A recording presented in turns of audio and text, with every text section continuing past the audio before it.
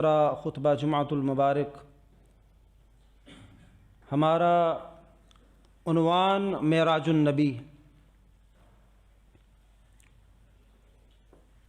کچھ معروضات پچھلے 2 خطبات کے اندر آپ حضرات کے سامنے رکھی تھیں۔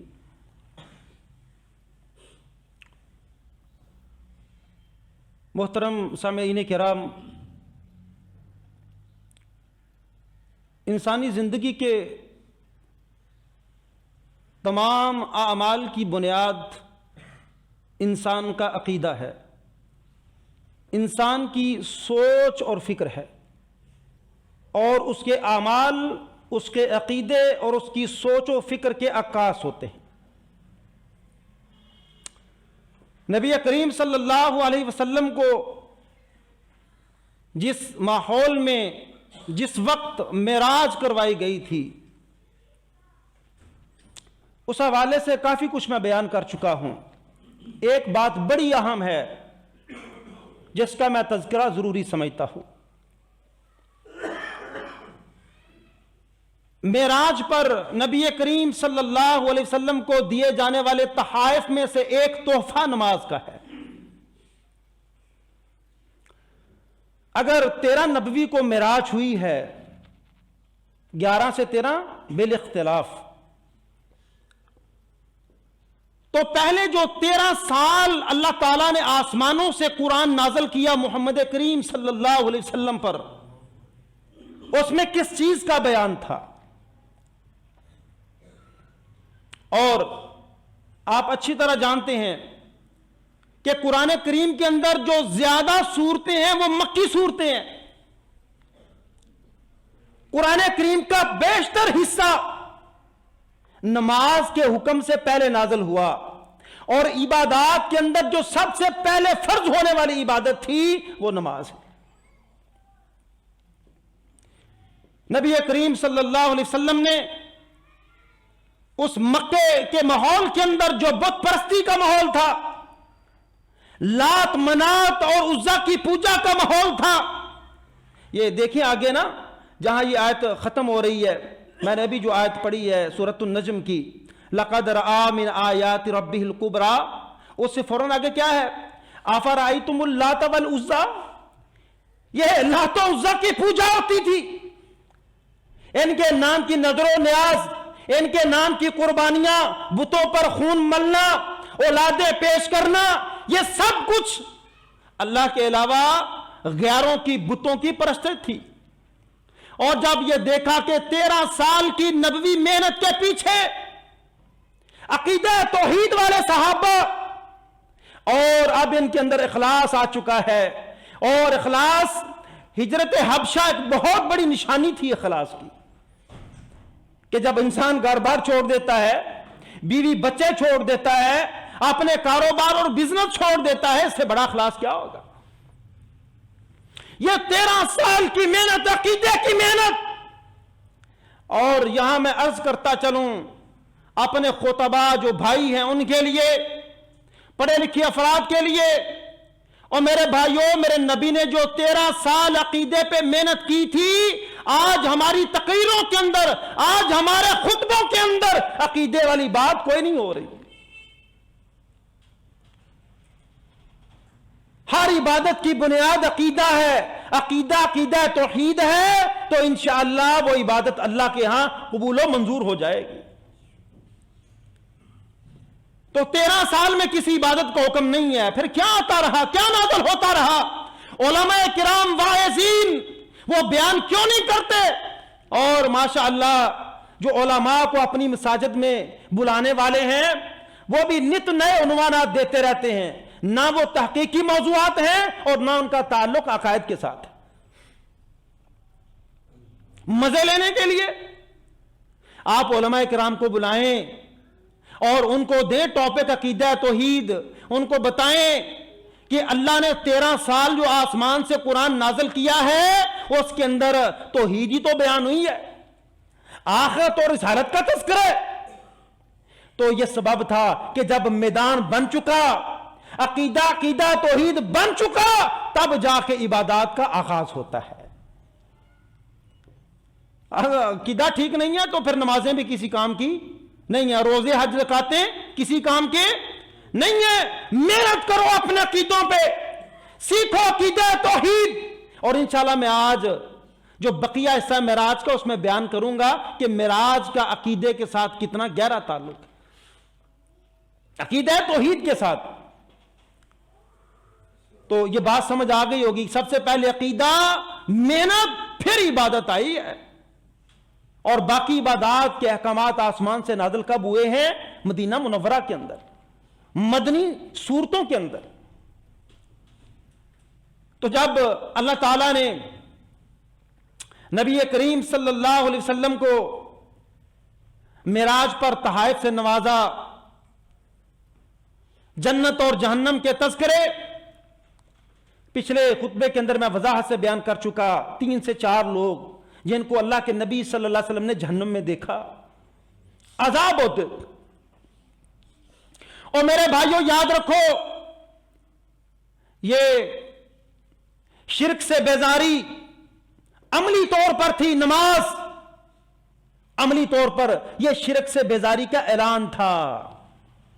ہم سمجھتے تھے کہ اللہ کے علاوہ کسی کو سجدہ جائز نہیں ہے، ہم سمجھتے تھے کہ قربانی جائز نہیں ہے، ہم سمجھتے تھے نظر و نیاز جائز نہیں ہے، لیکن عملاً اللہ نے نماز کا حکم دے کے انسانوں کو بتا دیا کہ ہر معاملے کے اندر تمہاری گردن جھکے تو اللہ احکم الحاکمین کے سامنے جھکے۔ یہ عملاً شرک کی نفی تھی، عملاً نماز کیا تھی؟ عملاً شرک کی نفی تھی کہ گردن کا جھک جانا صرف نماز تک نہیں تھا، تیری قربانی، تیری نظر و نیاز، تیری دعا، تیری مناجات، تیری یہ ساری عبادتیں، تیرا خوف اور ڈر، یہ سب کچھ اللہ کے لیے ہو اور تیری ساری زندگی اللہ کے سامنے جھک کے گزرے۔ اور دوسرا میرے بھائیوں، بڑا لطیف اشارہ، ان باتوں کو سمجھتے جائیں۔ جہنم کے اندر جہنمیوں کو دکھایا گیا، بڑے بڑے بدکار، گناہگار، سود کھانے والے، بدکاریاں کرنے والے، غیبتیں کرنے والے، یتیموں کا مال کھانے والے۔ تو اگر یہ غلطیاں ہو گئی ہیں تو معافی کا تحفہ ملا ہے، لے جاؤ اے نبی، لے جائیں ان کو بتانا جا کے کہ اگر یہ گناہ ہو جائے نا تو یہ نماز تحفہ ہے، تمہاری گناہوں کی بخشش کا ذریعہ ہے۔ یہ آپس میں دیکھیں ملی ہوئے سیکوینس کہ جہنم میں لوگوں کو دکھایا کہ یہ جل رہے ہیں، یتیموں کا مال کھانے والے، سود خور، بدکار۔ اب سلوشن کیا ہے؟ اللہ نے حل پیش کیا نماز کے ذریعے۔ سمجھ آ رہی ہے کہ عملاً توحید کا اقرار ہے اور گناہوں کی معافی کا ذریعہ، سب سے پہلا تحفہ آسمان پہ عبادات کے اندر نماز، کہ یہ نمازیں پڑھیں اور گناہ ہو جائیں تو معافیاں مانگیں۔ اور میرے بھائیوں، اگر پھر بھی ہم نماز نہ پڑھیں، پھر بھی ہم توبہ استغفار نہ کریں، تو میرے بھائی پھر عملاً عقیدہ توحید کیا ہوگا؟ مجھے ذرا بتائیں، سمجھائیں مجھے۔ اگر ہماری گردن اللہ کے سامنے 5 وقت نہیں نہ جھکتی، یہ بڑے بڑے اپنے آپ کو اہل حدیث اور عقیدہ توحید کے مالک سمجھنے والے یہ بات یاد رکھیں، اگر تمہاری گردنیں 5 وقت اللہ کے سامنے نہیں جھکتی تو تم عملاً عقیدہ توحید کا اقرار نہیں کر رہے ہو۔ اس بات کو سمجھ جائیں۔ اور میں نے پچھلے خطبے میں عرض کیا کہ یہ اللہ کا تحفہ ہے، اللہ کی قسم یہ انتہائی نازیبا بات ہے، اخلاقاً بھی، عملاً بھی، حکماً بھی، ہر اعتبار سے یہ بری بات ہے کہ اللہ کا حکم بھی ہے، اللہ کا تحفہ بھی ہے، اللہ کی عبادت بھی ہے۔ جو اللہ کے تحفے کو ضائع کر دے اس کی دنیا بھی برباد ہے اور اس کی آخرت بھی برباد۔ اور بھائی لا الہ الا اللہ پڑھا تم نے، یہ 13 سال عقیدے کی محنت، پھر سب سے پہلا کام کیا ہے؟ مسلمان ہونے کے بعد، عقیدہ توحید اختیار کرنے کے بعد اللہ کہتے ہیں چلو ٹھیک ہے، تمہاری ٹریننگ ہو گئی، لا الہ الا اللہ پڑھ لیا، معبودان باطلہ کا انکار کر دیا، اب عملی اقرار کرنا، تو نے گردن جھکا کے اقیموا الصلاۃ وآتوا الزکوٰۃ، عملاً انکار ہے، رب تیری توحید کو نہیں مانتا۔ جی ہم غیروں کے سامنے نہیں جھکاتے تو میرے بھائی رب کے سامنے بھی نہیں جھکاتا. اس کا مطلب نہ غیروں کا انکار نہ رب العالمین کی معبودیت کا اقرار. باتیں بہت ساری، یہ الگ ٹاپک ہے، پورا چیپٹر ہے نماز کا، پورا چیپٹر. قیامت کے روز سب سے پہلا سوال کون سا ہے؟ اللہ کے نبی نے فرمایا جس کی نماز درست ہو گئی اس کے بقیہ اعمال بھی درست نکلیں گے، جس کی نماز خراب ہوگی اس کے بقیہ اعمال بھی خراب. قرآن نے کیا کہا؟ ان الصلاۃ تنہی عن الفحشاء والمنکر.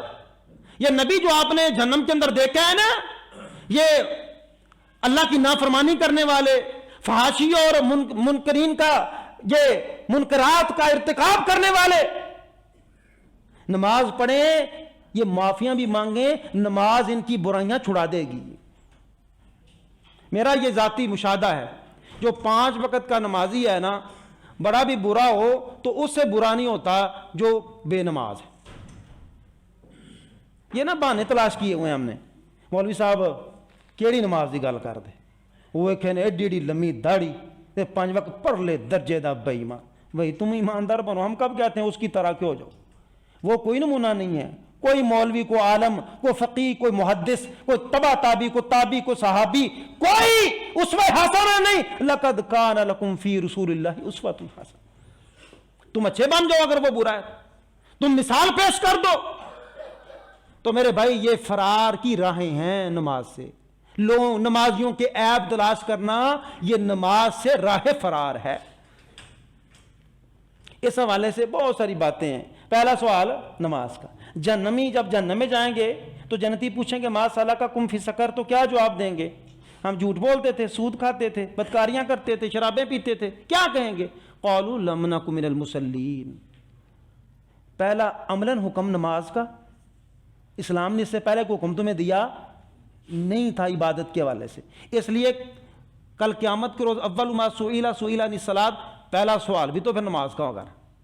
جب پہلی عبادت فرض ہوئی نماز ہے تو پہلا سوال ڈیفینیٹلی نماز کا بنتا ہے. تو جہنمی کیا کہیں گے؟ قالوا لم نک من المصلین. ہمارے جہنم میں آنے کا سب سے میجر کاز، بڑا سبب اللہ کے سامنے اپنی گردن کو نہ جھکانا تھا. آخری بات اس حوالے سے، تواڈے ابا جی فوت ہو جانا تے کوئی وصیت کر جان تے بڑا پرلے درجے دا پیو دا نافرمان ہے نا، وصیت نال بڑا دھیان رکھدا ہے کہ نہیں؟ یہ بات پرلے درجے کا نافرمان ہو، کہتے ہیں ابا جی وصیت کر گئے نا، تے اتوں وصیت ہوئے بھی وہ حق چ، تے پھر تو انہیں چنڈا لانا وصیت دا. ہاں جی ابا جی تمہیں نہیں پتا لگتا ابا جی وصیت کر گئے. واقعات والدین کا بہت مقام ہے، لیکن والدین کا مقام نبی سے زیادہ ہے. والدین کا مقام نبی سے زیادہ. نبی کی وصیت کیا تھی؟ الصلاۃ وما ملکت ایمانکم. الصلاۃ، آخری الفاظ جب انسان دنیا سے جا رہا ہوتا ہے نا، اور جب دنیا سے جا رہا ہوتا ہے تو انتہائی اہم وصیت کرتا ہے، انتہائی اہم وصیت. تو آپ نے وہ انتہائی اہم وصیت اپنی امت کے لیے کیا چھوڑی؟ الصلاۃ وما ملکت ایمانکم. لوگوں نمازوں کا خیال رکھنا اور اپنے ماتحت باندیوں کا، اپنی عورتوں کا، اپنی لونڈیوں کا ان سے احترام سے پیش آنا، یہ معمولی بات نہیں ہے. تو کیا خیال ہے؟ اب ابا جی کی وصیت کے مقابلے میں یہ تمہارے نبی کی وصیت. یہ نبی کا دنیا سے جانا تیرے باپ سے بڑا دکھ تھا، تیرے باپ کے جانے سے بڑا دکھ ہے. ہم نے تو بہت تماشے لگائے ہوئے ہیں نا، فلاں کا شہادت کا دن ملا، فلاں کا شہادت، ہمیں بڑے دکھ ہے. کوئی رو رہا ہے، کوئی پیٹ رہا ہے، کوئی گالے پھاڑ رہا ہے، کوئی اپنے آپ کو پیٹ رہا ہے. اللہ کے نبی صلی اللہ علیہ وسلم نے فرمایا تھا میری امت کو سب سے بڑی مصیبت، سب سے بڑا دکھ میری وفات کا ہوگا. اور نبی سب سے اہم وصیت کر کے جا رہے ہیں کہ الصلاۃ وما ملکت. جو نبی کی وصیت نہ مانے، نبی کا حکم نہ مانے، پھر اس کے ساتھ یہی معاملہ ہوگا نا، من ترک الصلاۃ متعمدا فقد کفر. اور جس کی نماز اس کو بدکاری سے نہ روک سکے، فحاشی سے نہ روک سکے. اللہ نے پہلے اسلوب بتایا تھا برائیوں سے بچنے کا، تم کہتے ہو ظالمانہ سزائیں ہیں. چوری، ڈکیتی، بدکاری یہ ظالمانہ سزائیں ہیں. جو دین کو نہیں مانتا ظالمانہ کہتا ہے. اور بھائی اللہ نے تمہیں ایک رستہ دیا تھا، تم انسان تھے، تم نے اپنے معاملات جنگ و جدال سے نہیں، لڑکے نہیں، تم نے، اللہ نے تم کو عقل سلیم بھی عطا کی، زبان بھی عطا کی، تم نے اپنے مسائل اخلاقیات سے حل کرنا تھے۔ اللہ نے بڑی اخلاقیات والی بات آسمان سے نازل کی تھی کہ ان الصلاۃ تنہا عن الفحشاء والمنکر، یہ معراج کے تحفے پہ عمل کرو گے بدکاریوں سے بچ جاؤ گے۔ تم نے عمل نہ کیا، چوریاں کی، بدکاریاں کی، اللہ نے آسمانوں سے سزائیں نازل کر دی۔ اللہ نے آسمانوں سے سزائیں نازل کی۔ تو نے نماز چھوڑی، اعلیٰ درجے کا نافرمان ہوا، بدکار بھی ہوا، فحاش بھی ہوا، یاش بھی ہوا۔ وہ اللہ نے تو کہا تھا نماز چھڑا دے گی، اگر نماز پڑھ کے بھی نہیں چھوٹی تو جان لے تو عادت پوری کر رہا ہے، رب کی عبادت نہیں کر رہا۔ اگر نماز پڑھ کے بھی تیری برائی نہیں چھوٹی تو یہ تیری عادت ہے، تو عبادت نہیں کر رہا۔ عبادت پتہ کیا میں اکثر کہا کرتا ہوں، جامع تعریف عربی کے اندر تو اور ہے نا، میں ایک مثال بیان کروں نماز کے حوالے سے۔ عبادت یہ ہے، کسی بھی معاملے میں جو عبادات ہیں ان کے، تیرا دل نہ بھی چاہے تو وہ کرہا، عبادت یہ ہے، تیرا دل نہ بھی چاہے پھر بھی رب کا حکم مان کے اس کے سامنے حاضر ہو جائے، اللہ کی قسم یہ عبادت ہے، ورنہ وہ عادت ہے۔ تو ہم نے نماز چھوڑ دی، پھر آسمان سے سزائیں نازل ہوئیں کہ چور کے ہاتھ کاٹے جائیں، بدکار کو رجم کیا جائے، ڈاکہ ڈالنے والے کی یہ سزا۔ حالانکہ یہ نماز ساری برائیاں ختم، یہ سب سے امپورٹنٹ گفٹ اور تحفہ۔ اور ویسے نا جو سر بھی بیٹھے ماشاءاللہ انگلش جانتے ہیں، یہ ہم جو آپس میں ایک دوسرے کو دیتے ہیں نا، یہ پریزنٹس ہوتے ہیں۔ جو اللہ دیتا ہے نا، لفظ گفٹ حقیقی معنی میں وہی ہے، یہ گاڈ گفٹڈ نہیں کہتے، گفٹ کا حقیقی معنی جو تحفہ اللہ کی طرف سے ہوتا ہے وہی ہوتا ہے۔ یہ اتنا بڑا تحفہ جو برائیوں سے بچا دے، جو آخرت کے اندر سب سے پہلا سوال ہے، جو اس تحفے کو ضائع کرے گا دنیا بھی برباد، آخرت بھی برباد۔ دوسرا تحفہ کیا تھا؟ سورۃ البقرہ کی آخری آیات۔ اللہ کے نبی صلی اللہ علیہ وسلم نے فرمایا کہ یہ مجھے عرش کے نیچے سے خزانے سے دی گئی ہیں، سورہ بقرہ کی آخری آیات۔ عرش کے نیچے سے خزانہ، اور جو ان آیات کو پڑھتا ہے یہ آیات اس کے لیے کافی ہو جاتی، یہ آیات اس کے لیے کافی ہو جاتی ہیں۔ ایک روایت کے اندر آتا ہے کافی سے مراد یہ جو حدیث کفاتاہو کے الفاظ ہیں نا، محدثین نے شرح پتہ کیا کی ہے کہ اگر یہ دن کو پڑھتا ہے رات کو پڑھتا ہے۔ اور ایک روایت میں نے پڑھا کہ جو 3 دن رات، کتنے 3 دن رات یہ اپنے گھر کے اندر سورہ بقرہ کی آخری آیات تلاوت کرتا ہے، اس گھر میں شیطان داخل نہیں ہو سکتا۔ اچھا یہاں ایک اور بات مجھے یاد آ گئی، مولوی صاحب نے کدی جن چمڑے، مولوی صاحب نو سایا ہو گیا، دڑ گاٹے ڈگ پہ مولوی صاحب، اور دسو نا مولوی صاحب کو سایا ہو گیا، مولوی صاحب نو جن چمڑ گئے، جننیاں چمڑ گئی مولوی صاحب نو، نہیں چمڑ دیاں؟ کوئی یار مثال میں بیان، میں نے تو بڑی جگہ لوگوں سے یہ سوال کیا ہے، کہتے ہیں نہ جب تینوں چمڑ جان تیری عذاب بن جائے تیری جان نو، تو نے قرآن نہیں پڑھنا، تو نے نماز نہیں پڑھنی، تو پھر انہوں کو لے جانا ہے، اب انہوں کو تویز کر دے، میں تے مر چلے آج۔ اللہ تعالیٰ نے یہ آسمان سے کہا شیطان اس گھر میں داخل، میرے عمل کے اندر کمی آ سکتی ہے، اللہ کے نبی کی بات غلط نہیں ہو سکتی۔ دوسری بات ہے جس گھر میں سورہ بقرہ کی تلاوت کی جاتی ہے اس گھر میں شیطان داخل نہیں ہوتا۔ ایک اور صاحب نے حضرت معاذ سے پوچھا تھا، یہ الگ حضرت ابو ہریرہ والا الگ واقعہ ہے، وہ جو صدقۃ الفطر پہ ڈیوٹی نگرانی کر رہے تھے، وہ شیطان آیا تھا چرانے کے لیے۔ ایک حضرت معاذ والا بھی واقعہ، تو اس کے آخر میں بھی میں وقت نہیں ہے، اس کے آخر میں بھی یہ الفاظ کہ جس گھر میں سورہ بقرہ کی آخری آیات پڑھی جاتی ہیں اس گھر میں شیطان داخل۔ ابن عباس رضی اللہ عنہ فرماتے ہیں، کہتے ہیں کہ جبریل امین رسول اللہ صلی اللہ علیہ وسلم کے پاس بیٹھے ہوئے تھے کہ اچانک ایک آواز آئی، ناگہانی آواز۔ اللہ کے نبی صلی اللہ علیہ وسلم نے سرا آسمان کی طرف دیکھا، جبریل امین فرماتے ہیں کہ آج جنت کا وہ دروازہ کھلا ہے جو اس سے پہلے کبھی نہیں کھلا۔ آج جنت کا وہ دروازہ کھلا جو اس سے پہلے کبھی، میں نے عرض کیا تھا پچھلے کہ یہ رسول اللہ علیہ وسلم کے جو کام ہیں نہ اس سے پہلے ہوئے ہیں نہ آپ کے بعد ہوں گے. یہ وہ حدیث بتائے کہ یہ آسمان کا وہ دروازہ کھلا ہے جو اس سے پہلے کبھی کھلا نہیں،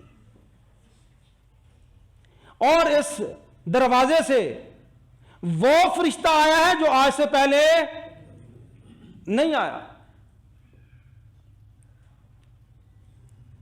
وہ فرشتہ آیا نبی کریم صلی اللہ علیہ وسلم کے پاس اور آ کے بشارت دی 2 نوروں کی. کتنے نوروں کی بشارت دی؟ 2 نوروں کی. وہ بشارت کیا تھی کہ آپ کو خوشخبری ہے، بشارت آپ کے لیے وہ ان 2 نوروں کی جو آپ کو عطا کیے گئے. وہ کون سے 2 نور ہیں؟ ایک سورۃ الفاتحہ، ایک سورۃ الفاتحہ، یہ بھی کیا ہے؟ نور ہے. یہ بھی کیا ہے؟ شفا ہے. اور دوسرا سورۃ البقرہ کی آخری آیات ہے. اور ایک اور خوشخبری سنائی کہ جو بھی سورہ بقرہ کی آخری آیات پڑھے گا، اور حدیث کے پتہ کیا الفاظ ہیں؟ جو ان کا ایک حرف بھی پڑھے گا، بھی حرف کے الفاظ، ایک حرف بھی پڑھے گا، جو وہ پڑھے گا اللہ وہی اس کو عطا کر دے گا. جو وہ پڑھے گا اللہ تعالیٰ اس کو، میں پڑھتا ترجمہ کرتا، بات ختم. تیسرے تحفے کی طرف آئیں. یہ بہت بڑا تحفہ تھا سورہ بقرہ کی آخری آیات. تیسرا تحفہ، آپ کی امت سے جو شرک نہیں کرے گا میں اس کے سارے گناہ معاف کر دوں گا. عقیدے کا سبق حاصل ہو رہا ہے میرا سے. پہلے 13 سال عقیدہ بنا، پھر معراج ہوئی، نماز ملی، عملاً شرک کی نفی کے لیے اور گناہوں کی معافی کے لیے. ساتھ قرآن کی یہ صورتیں، یہ آیات ملی تاکہ ان کو پڑھا جائے شیطان سے بچنے کے لیے. اور تیسری بات کہ جو آپ کی امت سے شرک نہیں کرے گا اللہ کریم اس کے سارے گناہ.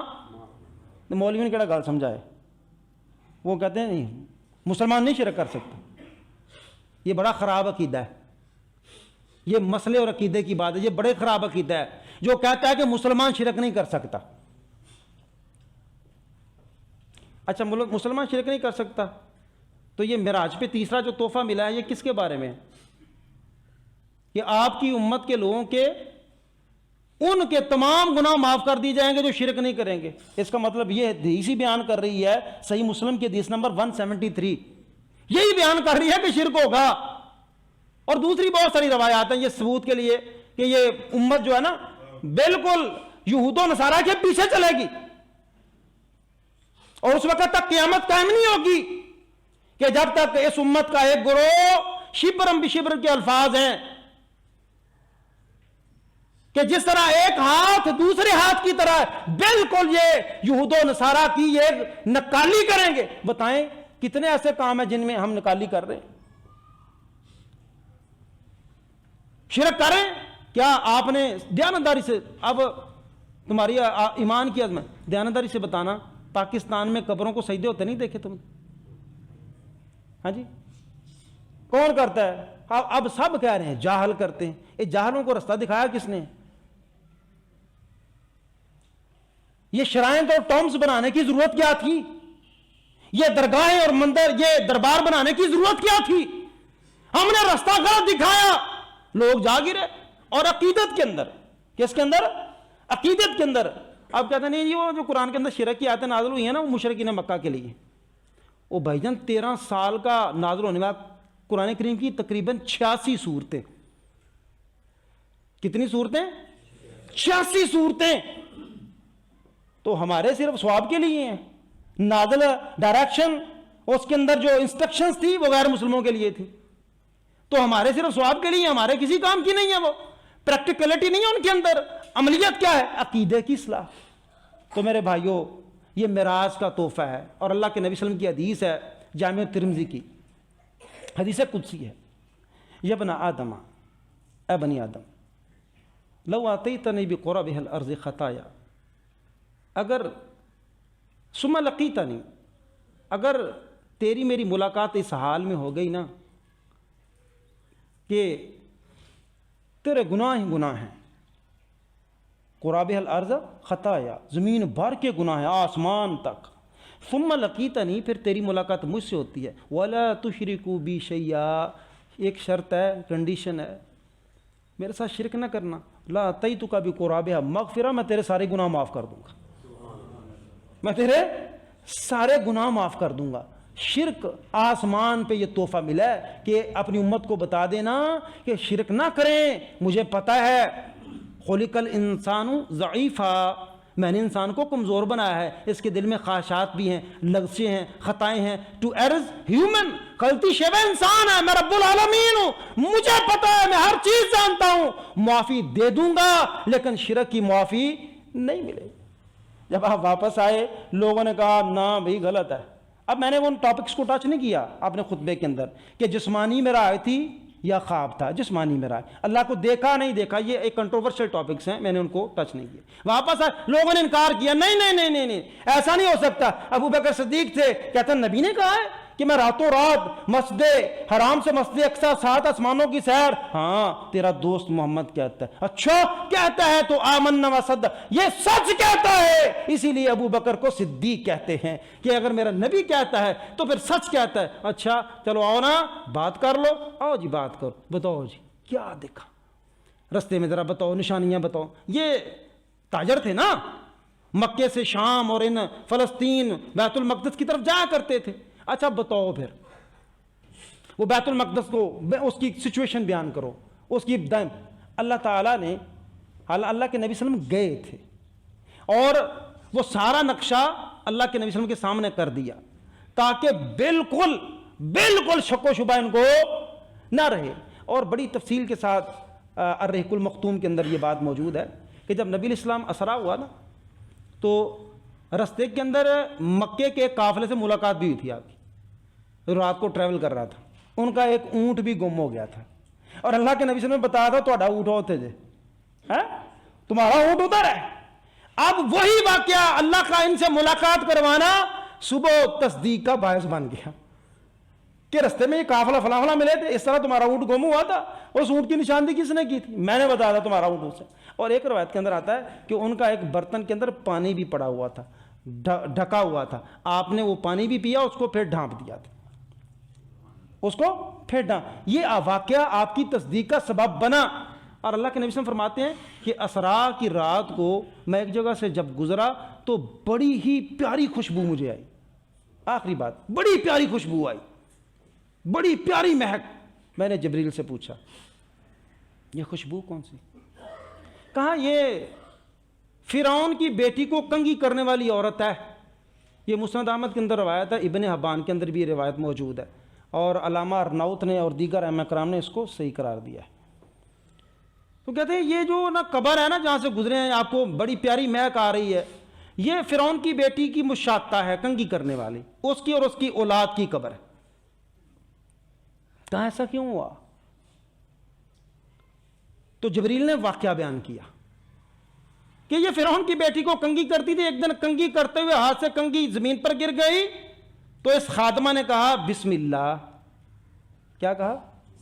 اب اس بات کو ذہن میں رکھیے کہ معراج کے واقعے کے اندر جتنی باتیں ہیں غیر معمولی ہیں، افیکٹو ہیں، بڑی مؤثر ہیں، اس نے بسم اللہ پڑھا تو وہ فرعون کی بیٹی کہنے لگی کہ اللہ تو میرا باپ ہے۔ کہا نہیں، میرا اور تیرے باپ کا اللہ پروردگار ہے، وہ پروردگار ہے۔ کہا میں اپنے باپ کو بتا دوں گی۔ کہا کوئی حرج نہیں، مجھے کوئی فکر نہیں، جاؤ اپنے باپ کو بتاؤ۔ جا کے باپ کو شکایت لگا دی کہ آپ کی خادمہ تو کسی اور اللہ کی پرستار ہے، آپ کو وہ رب نہیں مانتی۔ یہ کہتا تھا قال انا ربکم الاعلی، میں بڑا رب ہوں۔ اللہ کی قسم، میں اتنے سبق ہیں میرا آج کے اندر، اتنے سبق ہیں۔ اب یہ کیا تھا کہ دنیا کا کوئی فرعون اور باقی نہیں، اسلام باقی ہوگا، یہ اشارہ تھا، سمجھ رہے ہیں کہ وہ اچھا فرعون بلاؤ، اس کو بلایا گیا۔ تم کس کو رب مانتی ہو؟ اس کو مانتی ہوں جو تیرا اور میرا دونوں کا رب ہے، میں اس کو مانتی۔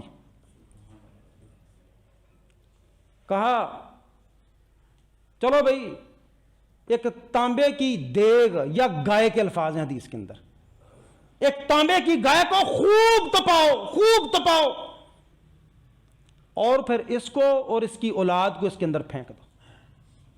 میرے علاوہ کسی اور کو رب مانتے؟ اور بھائیو بڑی تکلیف سے یہ بات عرض کرنے لگا ہوں. ہم کسی بت کو رب نہیں مانتے, ہم کسی قبر والے کو رب نہیں مانتے, لیکن پھر دعائیں بھی غیروں سے, اولاد کی امیدوں بھی غیروں سے, نظر و نیاز بھی غیر کے لیے, قربانیاں بھی غیر کے لیے. زبان سے تو نے انکار کیا ہے, عمل سے غیر اللہ کا انکار نہیں کیا. کہا تپاؤ, ایک گائے تانبے کی تپاؤ, جب خوب تپ جائے اس کو. اچھا وہ کہنے لگی ٹھیک ہے جو ہوتا ہے نا کر لینا, ایک میری درخواست ہے. کیا؟ میری اور میری اولاد کی ہڈیاں ایک کپڑے میں باندھ کے اکٹھی دفن کرنا.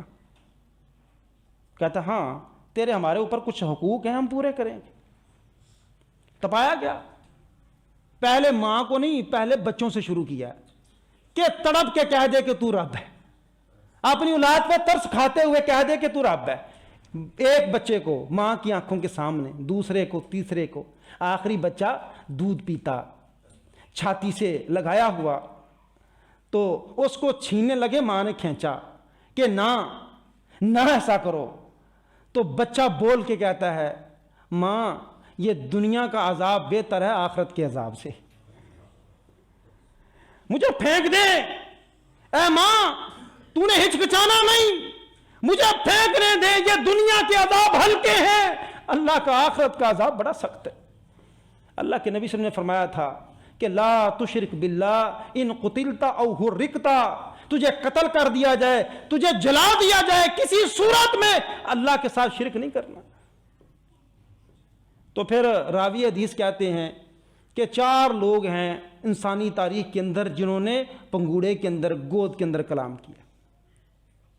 ایک حضرت عیسیٰ, ایک وہ جریج ولی کی گواہی دینے والا, ایک یوسف علیہ السلام کی پاکیزگی کی گواہی دینے والا, اور ایک یہ چوتھا بچہ. 4 بچے ہیں جنہوں نے پنگوڑے میں, گود میں انسانی تاریخ کے اندر کلام کیا. تو میرے بھائیو یہاں بھی شرک ہے. یہ اثرات آ کے رستے میں جاتے میں نے خوشبو, یہ پھر انجام ہوتے ہیں کہ جو عقیدے پہ ڈٹ جاتے ہیں تکلیفیں بڑی آتی ہیں. یہ سوکھا کو نہیں, یہ سچی بات ہے. جو جتنا پیور ہے اتنی اس کو تکلیفیں اٹھانا پڑیں گی, جو جتنا کمزور ہے عقیدے میں اس کو پھر تکلیفیں بھی نہیں اٹھانا پڑیں گی. اللہ سمجھ کے عمل کی تو